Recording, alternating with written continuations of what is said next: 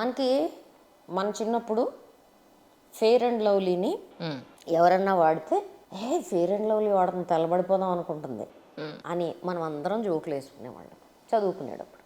ఇప్పుడు fair and lovely వాడకూడదు అనే అవేర్నెస్ అయితే వచ్చింది కదా. ప్రతి ఇంట్లో కేజీల లెక్కన కొంటున్నారు. కొంటున్నారంటారా? కొనకూడదు అని చాలా అవేర్నెస్ పెరిగిందని నేను అనుకుంటున్నాను. బిజినెస్ చాలా పెరిగింది. Yeah all the fairness creams through out India పెరిగినాయి. దీనికి డిఫరెంట్ లాజిస్టిక్స్ ఉన్నాయండి. అంటే డిఫరెంట్ మెజర్మెంట్స్ ఉన్నాయి. భారతీయ మహిళలు వాళ్ళు తెల్లకి కనపడాలనుకుంటారు. ఎందుకంటే మన ours is a country of racism.